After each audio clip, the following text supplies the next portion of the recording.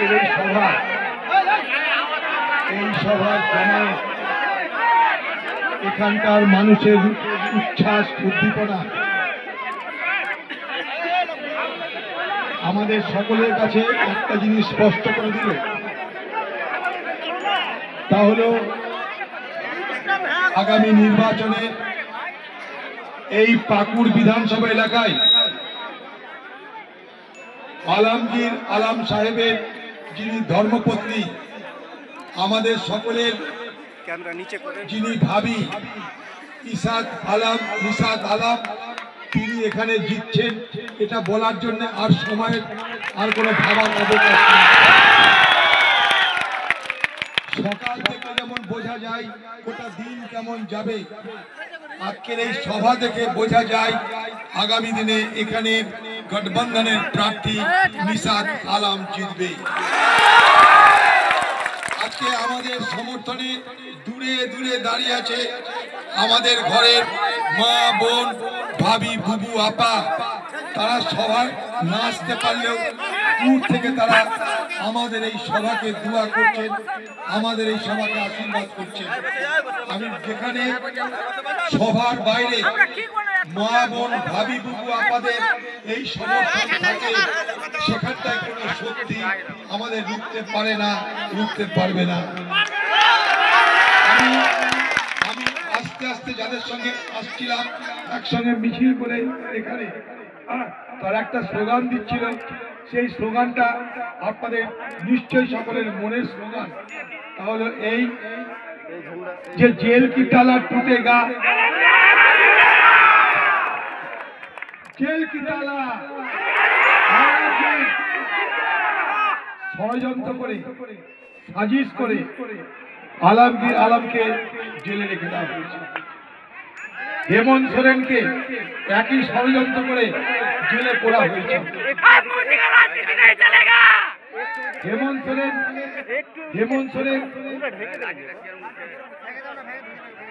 সোরেন বিজেপির চক্রান্তের জাল ছিন্ন করে বার হয়ে এসছে, খালাস পেয়েছে।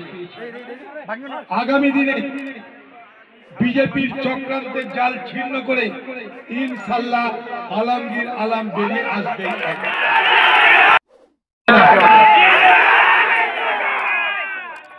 हजार बरस गिरे लाख आंधियां उठे, वो फूल खिल के रहेगा जिसको खिलना है। क्यों আটকাতে পারবে না? আমাদের সারা ঝাড়খণ্ড জুড়ে বিজেপি বিরোধী হাওয়া বইছে। বিজেপি চেষ্টা করছে হিন্দু মুসলমানের বিভাজন করবার, বিজেপি চেষ্টা করছে আদিবাসী আর আদিবাসী যারা আদিবাসী নয় তাদের মধ্যে বিভাজনের রাজনীতি করবার। এখানে এক সাইকেলওয়ালাকে নিয়ে এসছে বিজেপি পার্টি আলমগীর আলমকে হারানোর জন্য। সে সাইকেলওয়ালার প্রচুর টাকা, আরবের টাকা, সে এই এলাকার মানুষকে টাকা দিয়ে খরিদ করতে চাইছে। এই এলাকার মানুষ আপনাদের নিয়াজ সাহেব, আপনারা ইমানদার, টাকার বদলে ইমান বেচবে, এই এলাকার মানুষ তা কখনো হতে পারে না। টাকা দিয়ে ভোট কিনতে চাইছে, আরব দেশ থেকে টাকা জোগাড় করে নিয়ে এসছে ভোটে জিতবে। আমি বলতে চাই আপনি জিতে কি করবেন? তো সাইকেলওয়ালা বলছে আমি জিতে গঠবন্ধন সরকারকে সমর্থন করব। তো আমি প্রশ্ন করছি একটাই প্রশ্ন করছি যে আমার যখন নিজের ছেলে আছে, সেই ছেলে যখন আমাকে বাপ বলছে, তখন পরের ছেলে নিয়ে বাপ সাজবো কেন? আমি অন্য ছেলে নিয়ে বাপ সাজতে যাবো কেন? আমাদের ছেলে তো আছেই, আলমগীর আলম তো আছেই। তোমার সমর্থন নিয়ে আমাদের সরকার করার কোন মানে আছে ভাই? হ্যাঁ, এই এলাকার মানুষকে বোকা বানানোর চেষ্টা করা হচ্ছে। এলাকার মানুষ বোকা বলবে না। তাই সাইকেল চলছিল প্রথমে, চলতে চলতে চলতে চলছে সাইকেল এখন পাংচার হয়ে গিয়ে साइकिल वाले को सारे हवा निकल चुके हैं। हम लोग साइकिल अभी चल नहीं पा रहे हैं। आलमगीर आलम के বুঝতে হবে আপনাদের। আলমগীর আলম হেমন্ত সোরেন একজন মুখ্যমন্ত্রী, একজন উপমুখ্যমন্ত্রী, বুঝতে হবে আপনাদের। এই ঝাড়খণ্ড রাজ্যের দুটো বড় বড় স্তম্ভের নাম হেমন্ত সোরেন, আলমগীর আলম। বিজেপির লক্ষ্য ঝাড়খণ্ড কবজা করবার। ঝাড়খণ্ড কবজা করতে গেলে কি করতে হবে? লোকসভা ভোটের সময় থেকে ঝাড়খণ্ড কবজা করার চেষ্টা করেছে।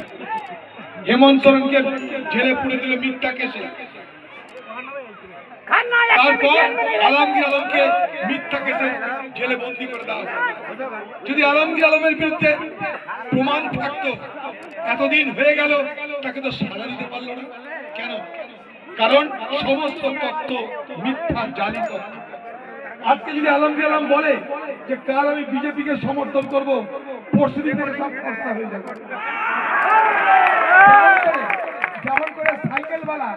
যেমন করে সাইকেলওয়ালা বিজেপিকে বলেছে আমার বিরুদ্ধে যা ইলজাম আছে সব খরচা করে দাও, আমি তোমাদেরকে ঘুরিয়ে ফিরিয়ে সমর্থন করব।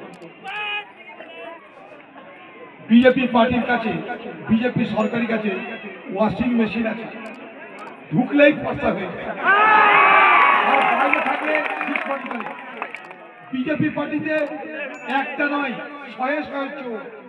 যে বিজেপি পার্টির প্রধানমন্ত্রী নরেন্দ্র মোদী মহারাষ্ট্রে অজিত পাওয়ারকে বলল যে অজিত পাওয়ার ৭২,০০০ কোটি টাকার ঘাপলা করেছে, আর সেই নরেন্দ্র মোদী অজিত পাওয়ারের সঙ্গে একসঙ্গে ভোট করছে, কারণ অজিত পাওয়ার বিজেপি পার্টিকে সমর্থন করছে। তাই ওয়াশিং মেশিনে ঢুকে গিয়ে সব ফর্সা হয়ে গেছে। এখন আমাদেরকে এসে বলছে বিজেপি পার্টি তোমরা এই করেছো, তাই করেছো, ওই করেছো। एक कहावत है ना, चोर कोतवाल को डांट रहे हैं।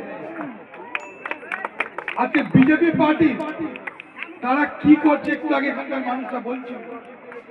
মানুষের জন্য কোনো কথা বলছে? মানুষের ভালো মন্দে কোনো কথা বলছে? আপনারা কি জানেন এই ঝাড়খণ্ড রাজ্যের সরকারের, বিজেপি সরকারের কাছে ১.৫ লাখ কোটি টাকা পাওনা আছে, ১.৫ লক্ষ কোটি টাকা পাওনা আছে। সেই টাকা তারা দিচ্ছে না, ঝাড়খণ্ড রাজ্যকে বঞ্চিত করছে, আর ভোটের সময় আমাদের দোষ ধরার চেষ্টা করছে। আচ্ছা কাউকে বলতে হবে না, এত লোক কোথায় বলছে? মাগরিবের নামাজ কোথায় আছে?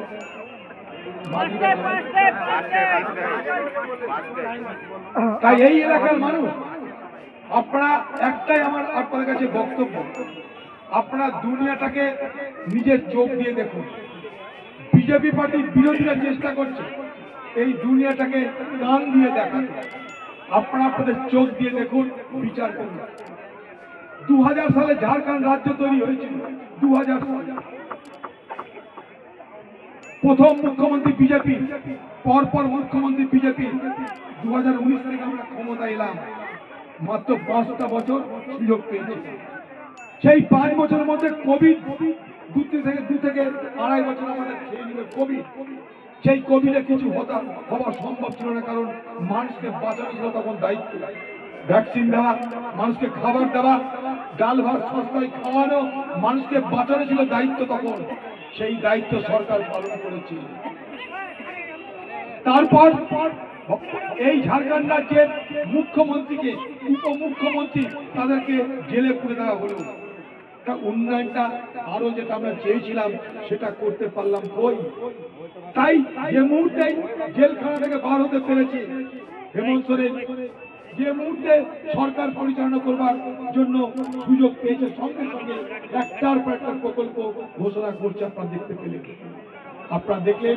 ভাবি বলল ১,০০০ টাকা যেটা ছিল এতদিন ঘরের মা বোনদের প্রতি মাসে ১,০০০ টাকা ভাতা, ডিসেম্বর মাস থেকে সেই ১,০০০ টাকা বেড়ে হচ্ছে ২,৫০০ টাকা।